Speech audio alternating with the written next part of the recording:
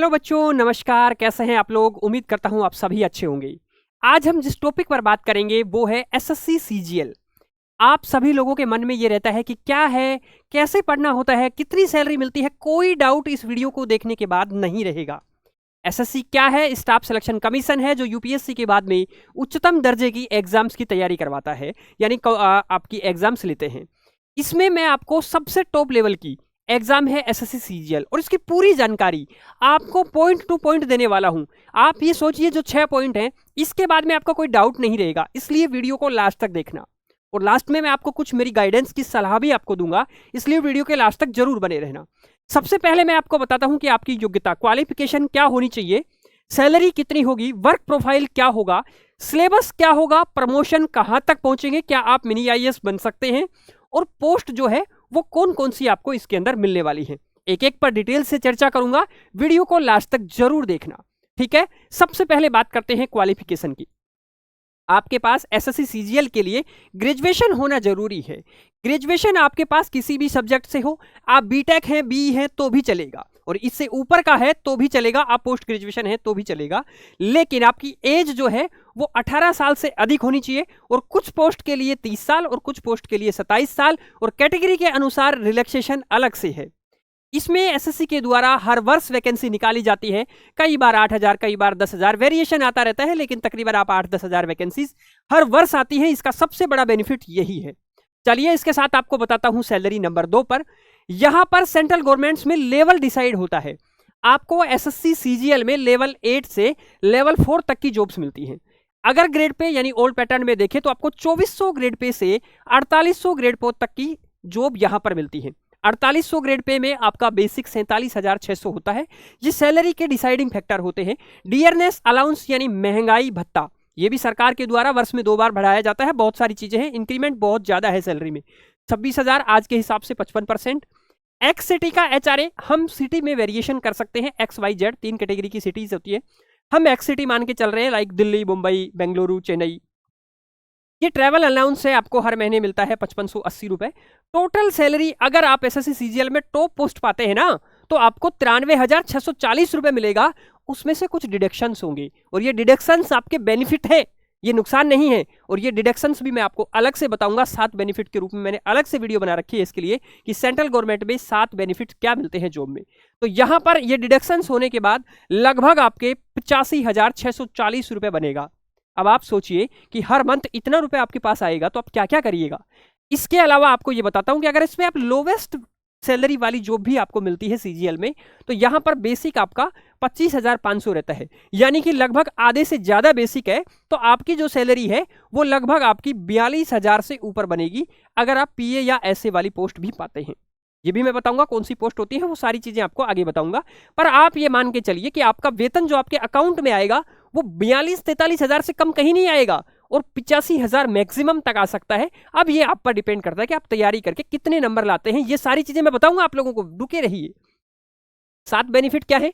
Salary होती है, 8वां वेतन आयोग आ रहा है, बहुत जो है 8th पे कमीशन आ रहा है, बहुत अच्छी सैलरी हो जाएगी। प्रमोशन भी अच्छे होते हैं इसमें। 2 बच्चों के लिए आपको चाइल्ड एजुकेशन फीस हर साल मिलती है। लीव ट्रेवल कंसेशन मिलता है आपको, जो आप जो है विदेश तक भी जा सकते हैं, इसमें यात्रा के लिए आपको फ्री होता है। सीजीएचएस क्या है? आपके और आपके परिवार के सदस्यों के लिए चिकित्सा सुविधा इसके अंदर मिलती है, पूरी फ्री ऑफ कॉस्ट रहता है। सीजीआईएस, आपके साथ मिसहैपनिंग होने पर परिवार को मोटा पैसा मिलता है। एनपीएस या यूपीएस, यूनिफाइड पेंशन स्कीम या न्यू पेंशन स्कीम में यह है कि आप वृद्धा अवस्था में, यानी 60 साल के बाद जब आप रिटायर हो जाते हैं, तब आपको इसमें पेंशन मिलती है, और वो पेंशन की कटौती यहां से हो रही होती है। तो मैंने बताया कटौती नहीं है, ये बेनिफिट्स हैं। तो आप ये सोचिए कि ये सारे बेनिफिट्स गवर्नमेंट जॉब के लिए बहुत जरूरी हैं। आपको सीजीएल में नौकरी लेना ही है तो आप लोग इसकी वर्क प्रोफाइल को भी जानिए। पहले ऑफिस वर्क होता है, मोस्ट ऑफ पोस्ट में ऑफिस वर्क होता है। कुछ पोस्ट ऐसी होती हैं, जब आप लोग आगे देखेंगे कि जो इंस्पेक्टर लेवल वाली पोस्ट होती हैं, उनमें आपको फील्ड जॉब कभी कभी करना पड़ सकता है, वरना आपको मोस्ट ऑफ डेस्क जॉब ही मिलती है। इसके अलावा 9:30 AM to 6 PM आपका ऑफिस वर्क होता है, और सैटरडे संडे ऑफ होता है, यानी वीकेंड आप एंजॉय कर सकते हैं। कितने कमाल की बात है। चलिए इसके बाद सिलेबस की बात करते हैं। सिलेबस से पहले मैं आपको एग्जाम पैटर्न बताता हूं कि एग्जाम का पैटर्न क्या है। आपका इसमें दो तरीके से एग्जाम होती है, एक बार प्रीलिम्स होता है, एक बार आप मेंस कह सकते हैं या टायर 2 कह सकते हैं। यहां पर टायर 1 में मैथ्स के 25 क्वेश्चन, रीजनिंग के 25, इंग्लिश के 25 और जीके और जीएस के 25 क्वेश्चन। इनके टॉपिक भी बताऊंगा मैं, रुके रहिए। यहां पर ये 100 क्वेश्चन है और एक क्वेश्चन 2 नंबर का आएगा, तो आपको 200 मार्क्स का पेपर होगा प्रीलिम्स। यहां पर 1 घंटे में इसको करना है, ये सबसे बड़ी चुनौती है और इसको भी तरीका बताऊंगा। 0.5 मार्क्स नेगेटिव मार्किंग है, ये ओनली क्वालिफाई मार्क्स का है। जो बच्चा इसको पास करेगा और वो बच्चा यहां पर पहुंचेगा टायर 2 देने के लिए। सभी क्वेश्चंस ऑब्जेक्टिव होंगे। टायर 2 के अंदर आपको मेंस होगा, इसमें मैथ 30 क्वेश्चन होंगे, रीजनिंग के भी 30 क्वेश्चंस, इंग्लिश के 45, जीके के 25। ये 130 क्वेश्चंस 390 के होंगे और ये 390 ही आपको जॉब देने के लिए फाइनल कट ऑफ इसी से बनेगा। 1 घंटे में ये सेक्शन करना है, फिर ये सेक्शन क्लोज हो जाएगा मैथ्स रीजनिंग वाला, फिर आपको जीके जीएस और इंग्लिश वाला सेक्शन करना है 1 आवर के अंदर। ठीक है, 3 मार्क्स मिल रहे हैं, 1 मार्क्स यहां पर नेगेटिव मार्किंग रहेगी। कट ऑफ आपको 390 से ही देनी है। अब आप कहेंगे इसके बाद में कंप्यूटर का बेसिक सा टेस्ट होता है, वो भी क्वालिफाइंग है, हो जाता है महीने भर पढ़ने से। टाइपिंग बहुत बेसिक होती है, कोई ज़्यादा टाइपिंग का कोई डर नहीं है। आप यहाँ तक पहुँच गए हैं ना, इसको क्वालिफाइंग कर गए तो ये कर जाएंगे, ये क्वालिफाइंग नेचर के हैं। उसके बाद में आपसे पोस्ट प्रेफरेंस मांगी जाती है, फिर आपके मार्क्स के अकॉर्डिंग आपको पोस्ट मिलती है, वो पोस्ट मैं आगे बताऊंगा। और फिर आपके बाद डीवी यानी डॉक्यूमेंट्स वेरिफिकेशन, आपके जो डॉक्यूमेंट्स हैं उनका वेरिफिकेशन किया जाता है। और उसके बाद में कुछ पोस्ट ऐसी हैं इंस्पेक्टर लेवल की, उनमें फिजिकल होता है, बाकी सब में डायरेक्ट मेडिकल होता है और मेडिकल भी बहुत नॉर्मल होता है। सरकारी अस्पताल के अंदर आपका नॉर्मल मेडिकल बनता है और उस मेडिकल के बेसिस पे आप ज्वाइन कर सकते हैं डिपार्टमेंट में जाकर के। ये सारी प्रोसेस मैंने आपको बता दी है। अब आप कहेंगे कि सर इन टॉपिक्स, इन जो सब्जेक्ट में टॉपिक कौन से पढ़ने हैं, ये भी मैंने यहां पर लिख के बता दिए हैं।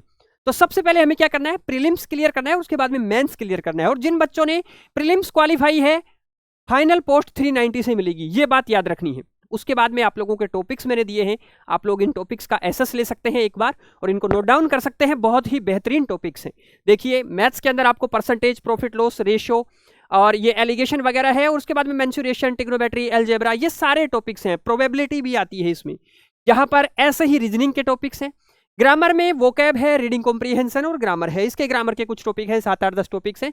वोकैब के आपके 1 वर्ड है, इडियम फ्रेजेस हैं, एंटोनिम है, सिनोनिम है, ये सारी चीजें हैं। और देखो ये जीके जीएस वाला पोर्शन है। अब मैं आपको बता देता हूं कि ये सारा पोर्शन आप कवर करेंगे। उसके बाद क्या करना है, आपको PYQ यानी SSC के जो एग्जाम्स पिछले एग्जाम हुए हैं उनमें जो क्वेश्चंस आए हैं उनकी आपको बुक लेनी है, या आप मॉक टेस्ट लगा सकते हैं, वो आपको एप्लीकेशन में भी मिल जाते हैं आजकल।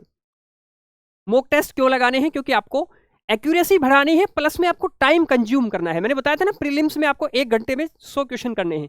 ये कैसे कर पाओगे, ये रामबाण है। और उसके बाद में आप लगातार रिवीजन करेंगे, तो यही पैटर्न को फॉलो करेंगे। और मैं अलग अलग गाइडेंस आपको इस यूट्यूब चैनल पर बताता रहता हूं कि आपको, और आपकी कोई भी डाउट हो आप कमेंट सेक्शन में पूछ सकते हैं मेरे से, ठीक है। उसके बाद में मैं आप लोगों को इसमें कौन कौन सी पोस्ट होती है ये भी मैं आपको बताने वाला हूं। और ये बहुत महत्वपूर्ण है, आप सुनेंगे मजा आएगा। क्या आपका प्रमोशन मिनी IAS के इक्विवेलेंट हो सकता है? मिनी IAS तो है ही भाई साहब, आप ऑलरेडी आप IAS की इनिशियल पोस्टिंग के वहां पर पहुंच सकते हैं। IAS की जहां प्रारंभिक नियुक्ति होती है वहां पर आप इसके प्रमोशन से पहुंच सकते हैं। आप सोचिए कि आपको 4800 grade pay assistant audit officer, अगर आप ये पोस्ट पाते हैं, ये SSC CGL की टॉप लेवल की पोस्ट है। इसमें ही बताइए मैंने कटपिट के 85,000 सैलरी मिलती है, 85,000 ग्रोस तो 93 बताई थी। इसके बाद में L7, ये है 4600 ग्रेड पे में। इसमें GST में इंस्पेक्टर, इनकम टैक्स में इंस्पेक्टर, CBT में inspector, examiner, preventive officer. Ministries के अंदर ASO आप MEA में, minister of external affairs, ministry of external, विदेश मंत्रालय में। आप ये सोचिए अगर आप ASO लग जाते हैं तो आपकी विदेश में भी पोस्टिंग हो जाएगी इससे, और हो रही है।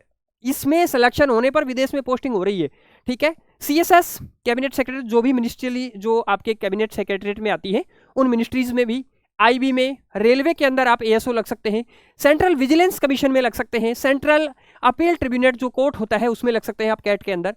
और आपकी इसके अलावा L6 की जॉब होती है, ये 4200 ग्रेड पे की जॉब है।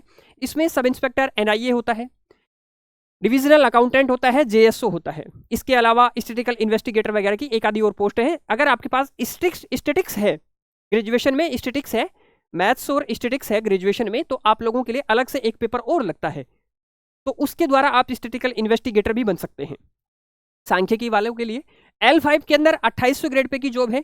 यहाँ पर ऑडिटर है CGDA के अंदर, CGA के अंदर, और अकाउंटेंट की पोस्ट भी है एक CAG के अंदर, कैग के अंदर, ये है ना, समझ गए हैं।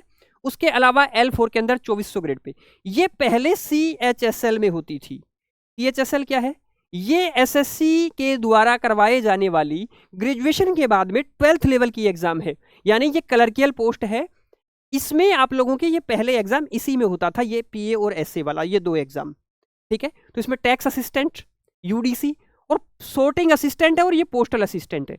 यानी जो पोस्ट विभाग है, जो डाक विभाग होता है, उसके अंदर PA और SA का काम होता है, जो आपकी डाक वगैरह चढ़ाते हैं ऑनलाइन, वो सारा काम। तो ये भी आजकल CGL में दे दिया है, इसलिए CGL में पोस्टें बढ़ के आ रही है, नंबर ऑफ पोस्ट ज्यादा बढ़ रही है, क्योंकि ये पोस्ट ज्यादा होती है, ठीक है। ये समझ गए हैं आप लोग। चलिए, इसके बाद में मैं आप लोगों को कुछ चीजें बताऊंगा, उनको प्रॉपर तरीके से गाइड करना है, प्रॉपर तरीके से फॉलो करना है मेरी गाइडेंस को, तो आप अच्छे से, आसानी से अच्छे मार्क्स भी प्राप्त कर सकते हैं।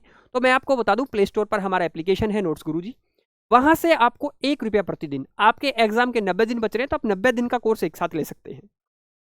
इसके अलावा यूट्यूब पर मैं आप लोगों को मिलता हूं, नोट्स गुरुजी, और एक है हमारा NG SSC एग्जाम्स। यहां पर तो पर्टिकुलर मेरे द्वारा प्रॉपर गाइडेंस दी जाती है आप लोगों को, और यहां पर हम अलग अलग एग्जाम्स के बारे में, रेलवे के बारे में, बहुत सारी एग्जाम्स के बारे में बहुत सारी चीजें बताते हैं।